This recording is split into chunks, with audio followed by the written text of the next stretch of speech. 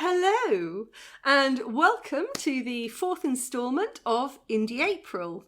I have got my cup of coffee. I have got my chaperone, Sophie, and I am ready to talk about those rosy hours at Mazandaran. This is the first novel that I wrote that I thought, this is proper adult fiction. This is a proper adult novel. What I has written is good. And still to this day, I think it's probably the work that I'm proudest of, just in terms of pace, plot development, atmosphere, language, characters. Everything kind of came together for me in this one. Now, today is going to be a very Phantom of the Opera-centric discussion. Please don't turn off. If you have only ever encountered Phantom of the Opera through Andrew Lloyd Webber's adaptation or musical, there is so much more to this story. It gets a lot darker. So what I'm going to go through today is the origins of Phantom of the Opera, how the title Rosy Hours at Mazandaran comes into this, what that's about, what it's referencing, and how I came up with this story, the research that went into it, and a few little odds and sods along the way. And just to get it out of the way at the beginning here, I actually really like Andrew Lloyd Webber's adaptation. When I was growing up, my mum had a vinyl of one of the original recordings. I think we've still got it, and I absolutely adored it as a kid. I would play it so much. I'd dance around the room, pretending to be at the opera house. And when I was, I think maybe about 14 or so, for my birthday, my dad took me to the West End and we went to see two shows back to back, actually. We went to see Phantom of the Opera because I was nuts about it. And we went to see, after that, Les Mis. And at that age, I'd never heard of Les Mis before. And my dad went, yeah, no, you should see this. You're going to like it. And it blew my mind. So, so I really do like the musical.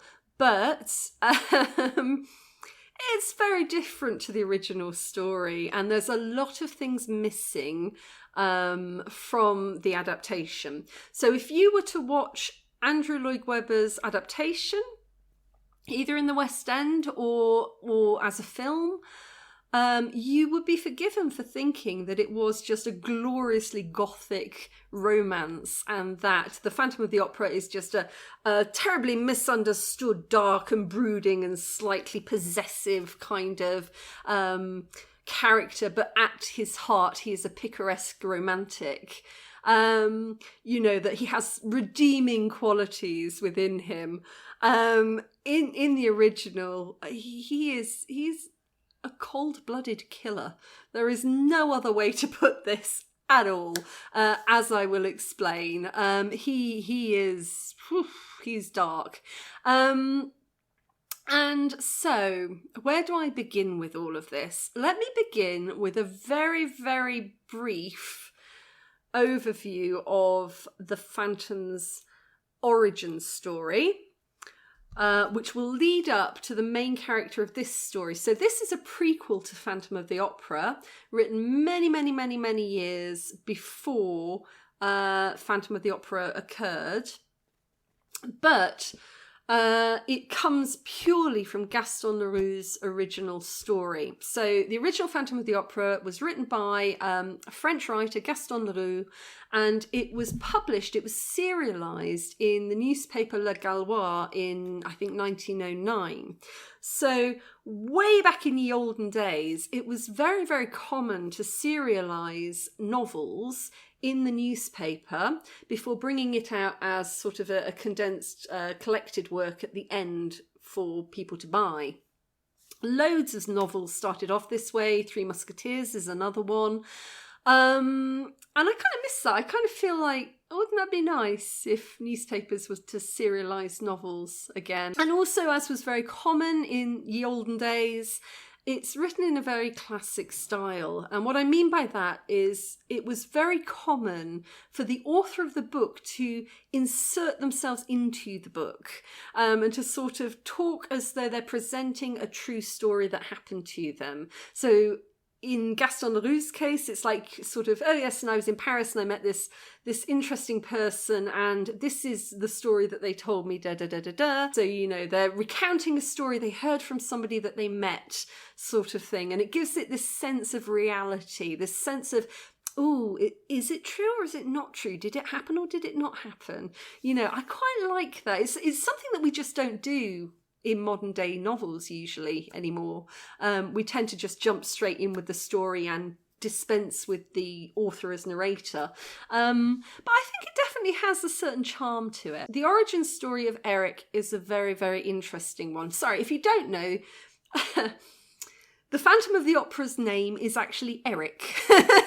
Now, it doesn't sound like a particularly sort of gothic, mysterious name, but it isn't actually his name. So that's confusing. And it is something that I had to address in this book. So when you're actually reading Phantom of the Opera, he says of his name that he had no name and no country, and that he had taken the name Eric by accident. And, you know, as somebody who wants to write a derivative work, it's those little crumbs of detail that you pounce upon. Because obviously then I had to invent the accident. What was the accident that gave Eric his name? And there's quite a tragic scene in here involving a tiger.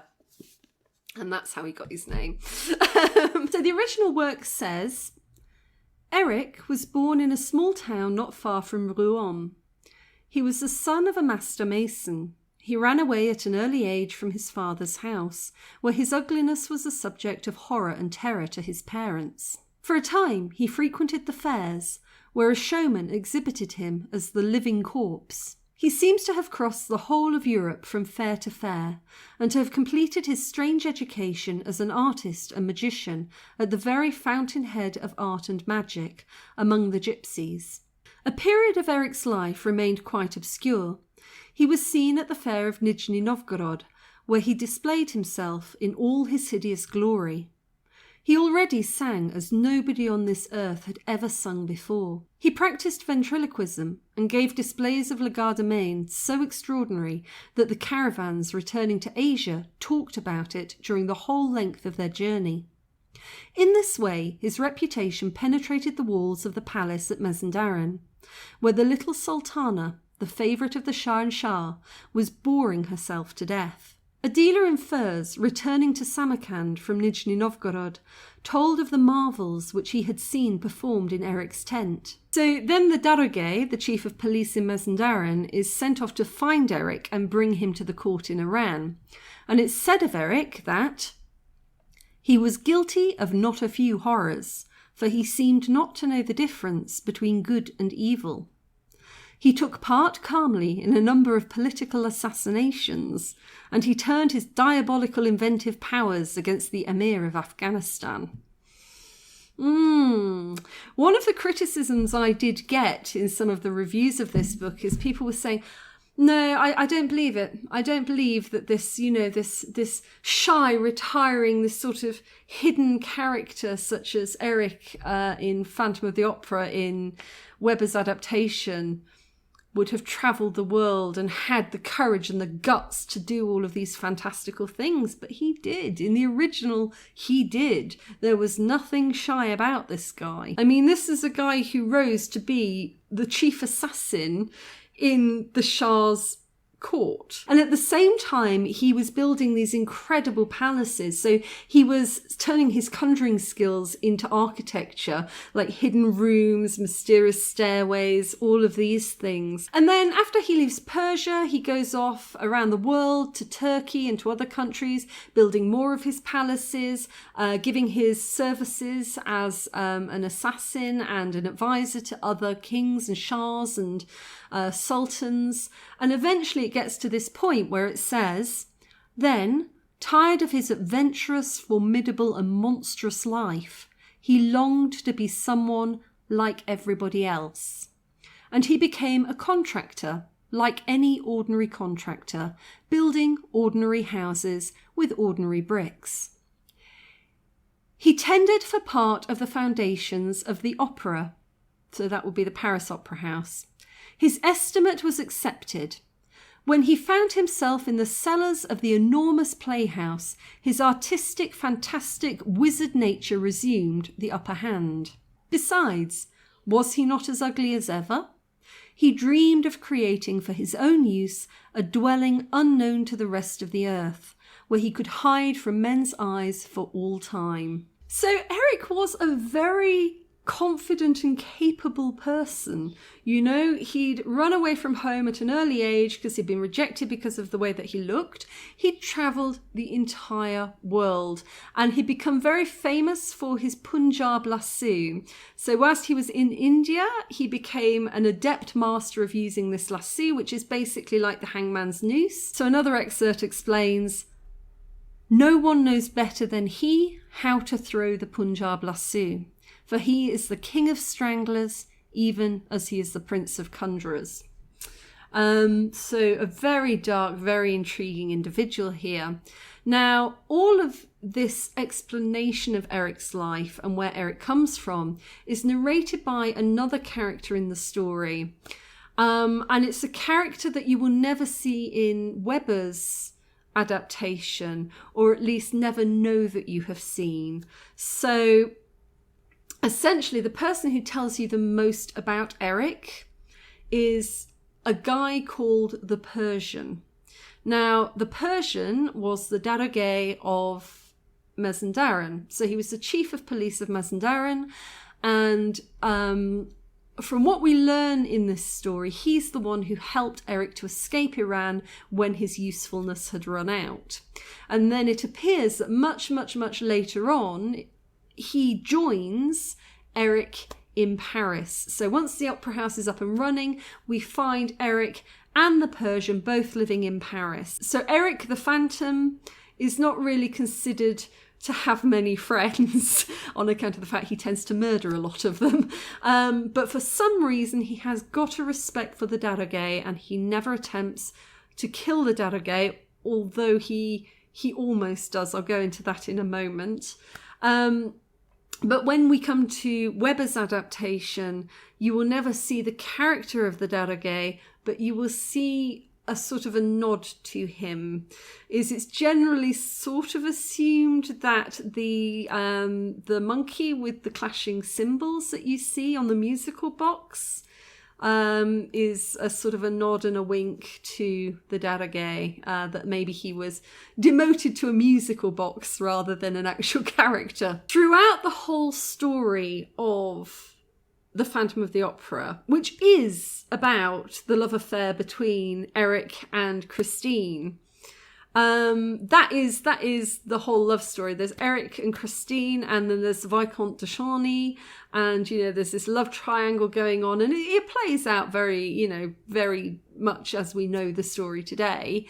And all of this story, the backstory of Eric, is just this sprinkling of breadcrumbs throughout the main story of The Phantom of the Opera. So Gaston Leroux is hinting at a story in Persia that he never actually tells. So during Eric's time in Persia, in Mazandaran, working as the Shah's assassin and architectural genius, he forms a friendship with the Shah's daughter. Now, the little Sultana is the entire reason that I wrote this book, because Eric's a killer. I said that before, he is. And he's almost childlike at times. He plays practical jokes, and he does things and says things without really kind of understanding how they impact the people around him, and especially towards the Darogay. And I'll get into that in a moment. But whilst he's in Persia, he seems to form a very, very strong friendship with the little Sultana, the daughter of the Shah. And they seem to delight in torturing people. They torture people and they kill people for fun. I told you this was a bit of a dark story, but that's what happens. And Eric builds these really elaborate, intricate torture chambers using mirrors. So when you're in there, you can't find your way out again. And he builds like iron trees and metal trees in there. And then people can watch as the person's being tortured in this box. And for me, that's where the story began, is we know that the Phantom of the Opera is who he is. You know, even Andrew Lloyd Webber couldn't completely plaster that one over. You know, you still get the stage manager falling from the roof and getting hanged in the middle of a performance. You know, we know who he is, but we don't know who the Sultana is. And for me, that was the entire story of Those Rosy Hours, is she's clearly a match for him. You know, he clearly respects her. He clearly wants to please her and to entertain her. So what makes this child, this young girl, so twisted that she is a match for Eric? You know, that she can... Well, that she enjoys the same games he enjoys. He even teaches her how to use the Punjab lasso, and she uses it. You know, so I wanted to know who she was, because there's these little breadcrumbs of a story sprinkled throughout the main story of Phantom of the Opera, but he never tells it. He never gives you everything. He hints at things, but he doesn't elaborate. And that's what I set out to do here. And I'm not the first author to have ever done that. But this one's my story, and I'm telling it entirely from the Sultana's perspective. So in amongst these breadcrumbs, there's a phrase that keeps repeating. And the phrase is the rosy hours at Mazandaran. It's spelt differently, by the way. The modern day spelling, and I went with the modern day spelling in case anybody ever wanted to Google it, is Mazandaran, Mazandaran. Can't complete that sentence. The original spelling in Gaston Leroux's English translation is not. It is Mazandaran. Mazandaran. Complicated. Those rosy hours of Mazandaran are mentioned 9 times throughout the entire manuscript. So the first time that the rosy hours of Mazandaran are ever alluded to is again with the Persian's telling. So he's telling his story and he brings it up for the first time. So what's just happened is he's gone down into the basement of the Paris Opera House to look for Eric because he wants to talk to him about something. And Eric plays a pretty mean practical joke. So Eric has discovered that he can remain underneath the water. There's some flooding in the opera house and he can remain underneath the water with a little straw, and he breathes through a straw like a snorkel. And as the daroga is coming across the water to meet him, Eric comes up from the water, grabs him and pulls him down. He actually drowns. I think he drowns the Viscount de Charny's brother that way later on. But here he's just playing a trick. He's trying to scare the crap out of his friend by dragging him under the water. And of course, the Persian's not very happy about this. And this is the conversation. So it's the daroga who's speaking, and he goes, "I spoke to him severely. 'It's a trick that nearly killed me,' I said, 'and it may have been fatal to others. You know what you promised me, Eric. No more murders.' 'Have I really committed murders?' he asked, putting on his most amiable air. 'Wretched man,' I cried, 'have you forgotten the rosy hours of Mazandaran?' 'Yes,' he replied in a sadder tone. 'I prefer to forget them. I used to make the little Sultana laugh, though.' 'All that belongs to the past,' I declared. 'But there is the present, and you are responsible to me for the present, because if I had wished, there would have been none at all for you. Remember that, Eric. I saved your life.' So that's the first time that it's alluded to. As I say, it comes up 9 times throughout the manuscript. And there's another line in the Persian's narrative which kind of caught my attention.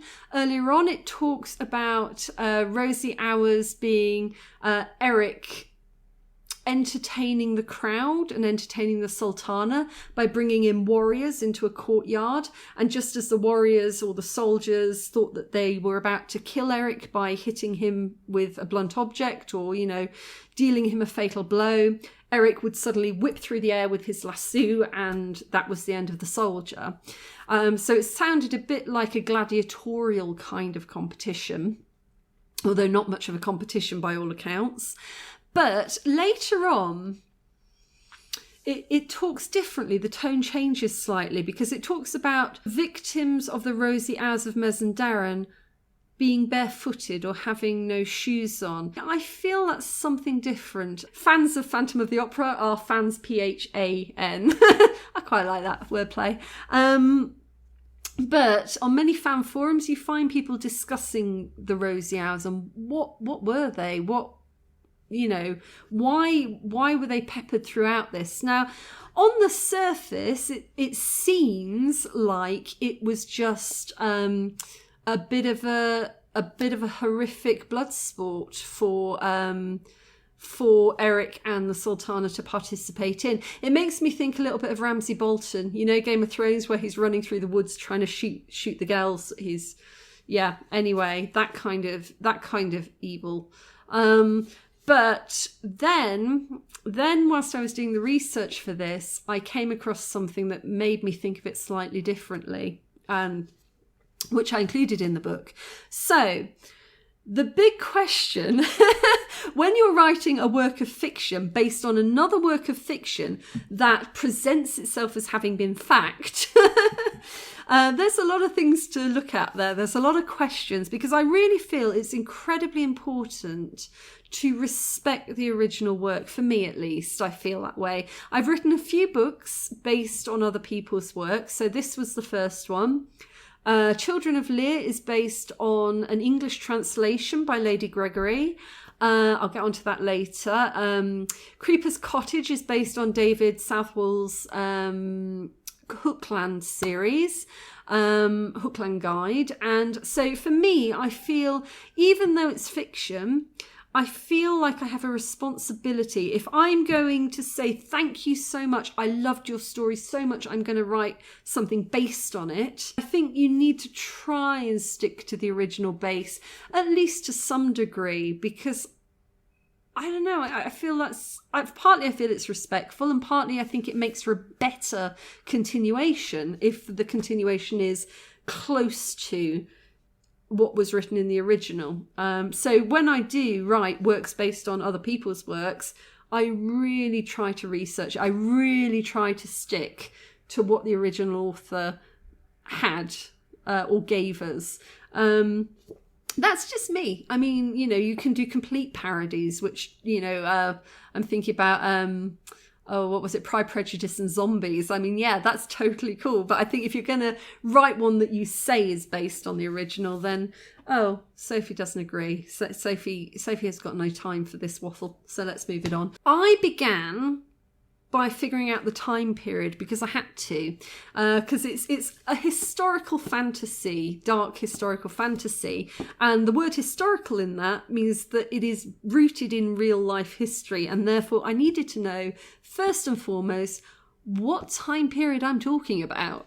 And so of course the easy part of this is I began with the building of the Paris Opera House. So the giveaway for me was it spoke about that part where he put in a tender to help to build the foundations of the Paris Opera House. So Eric ended up in Paris at the time that the Opera House was being built, which makes life really easy because we know when that was. So I tried to work backwards from the completion of the Paris Opera House, which is 1874. So I put him in his mid-40s at that point. And working backwards from that, I came to position him in Iran, meeting the Sultana in the 1850s. So I had him as he was around 19, I put him. He'd been on the road for about 10 years. I had him running away from home at maybe the age of 9, working in the circuses, going off to Nizhny Novgorod and ending up in Iran. at about the age of 19 in the 1850s. Because he would have had to have time to travel then after that, and he went around building palaces for other kings, and he travelled all over the place, and then he ended up in Paris in 1861 to start work on the building of the foundations of the Opera House, which makes sense because he's the reason that there are trapdoors and underground basements and hidden stairways and secrets in the Paris Opera House that only he knows. And it still leaves him sort of young enough in a kind of lascivious sort of way to fall in love with Christine. Yeah, let's not go into that too much. Now, Iran is a Shia Muslim country. But around that time, there was a movement growing called Babism, which later became the Baha'i faith. And Babism was led by a guy called Sayyid Ali Muhammad Shirazi, and he was known as the Bab. And followers of the Bab wanted to challenge the traditional and established Muslim order of things by redistributing some wealth and fighting for greater social equality. At the time, the Shah had about 84 wives and a hugely opulent palace, a massive amount of wealth. He was also squandering a lot of that wealth, making deals with foreign countries like Britain and France, who were coming in and were seen by many people at the time to be pillaging the wealth of the country and giving nothing in return. And there was a lot of anger towards the Shah at that time. So, as often happens with people who try to disrupt the faith, the Bab was executed on the Shah's orders in 1850 by firing squad. And this led to even more anger. Rather than listening to the concerns of the people and potentially redistributing a bit of wealth and cooling down relationships with foreign countries, the Shah ploughed ahead with what he was doing, executed the Bab, and then had to deal with a lot of civil unrest over that action. And a couple of years later, in 1852, a couple of the Bab's followers attempted to assassinate the Shah in revenge, in retribution. And that didn't end well. So quoting from Wiki here, in August 1852, two deranged Babis, that sounds a little bit emotive for Wikipedia, but two deranged Babis attempted to kill the Shah in revenge for the execution of the Bab. This resulted in an extensive pogrom during which more than 20,000 Babis, among them 400 Shia mullahs who had embraced the Babi teachings, lost their lives. So we're talking about, I mean, you could potentially say genocide there, really, couldn't you? 20,000 people were murdered because of their faith. That, to me, kind of suggests rosy hours. That's where I took it, basically. The idea that the cruel games that the Sultana and Eric like to play together may well have found an outlet in the pogrom against the Babis. And, you know, it's an interesting one. I kind of saw that and I thought, oh goodness, that really does put a different spin on those rosy hours, and a historical one that was happening at a time period that I just so happened to have landed upon through my calculations working backwards from the Paris Opera House. So yeah, that made it into the book. But, I mean, as I have to explain, this is a work of fiction and it's a work of horror. And so it's not really a work that is advocating about the wrongs of history, but hopefully through the horrific nature of it, it does give pause for thought. This is not a book about what happened to the followers of the Bab, but that plays a background role in the story. So again, this book is entirely an exploration of the Sultana and the world that she lived in and how she viewed the world that she lived in. Now, if you imagine growing up within a family that feels that murdering 20,000 people in a day is, just bit of run-of-the-mill Monday morning there, then I think you get a sense of how she twisted in the wind a little bit, how she grew to be a little bit ferocious.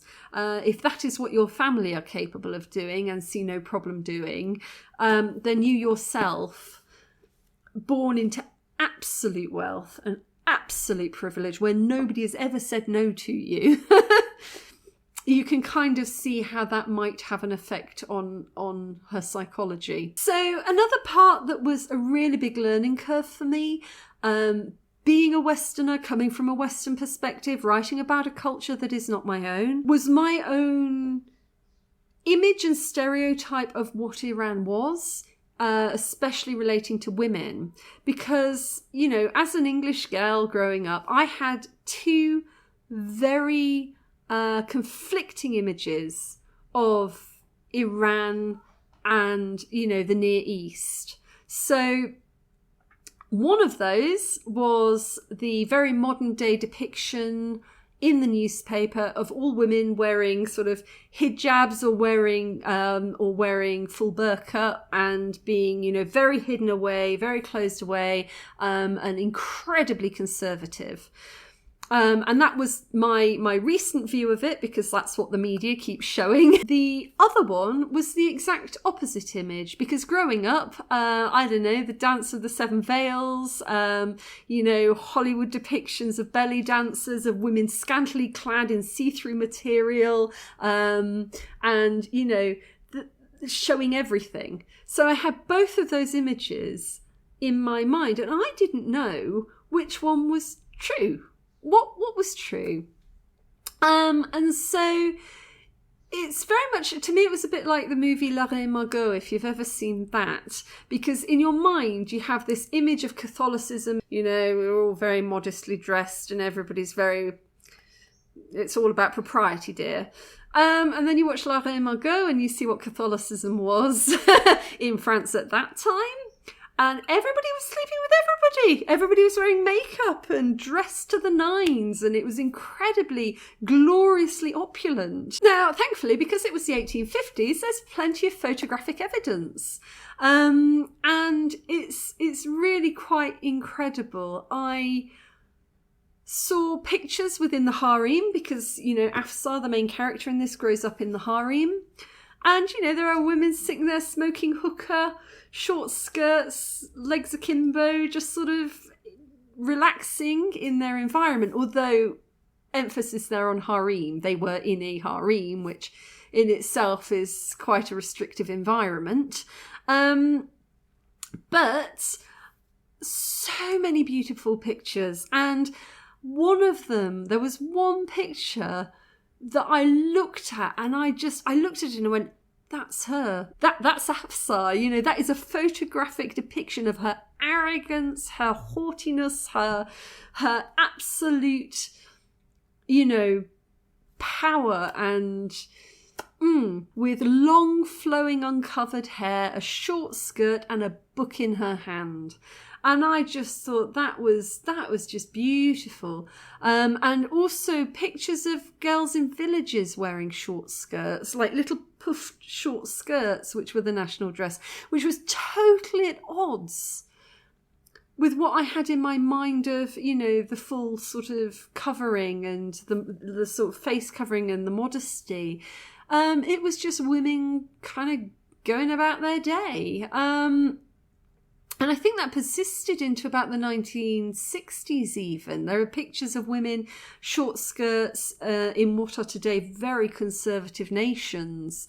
And up until 1979, when the Islamic Revolution happened in Iran, it was so much more open in that respect, so much more free in terms of women's dress and their ability to, you know, read what they wanted to read and dress less restrictively. And in a way, I suppose the revolution was more of an extremist continuation of what the Baha'i was saying about, you know, how can part of our community, part of our society have so much wealth and so much money when, you know, the majority of people have so little.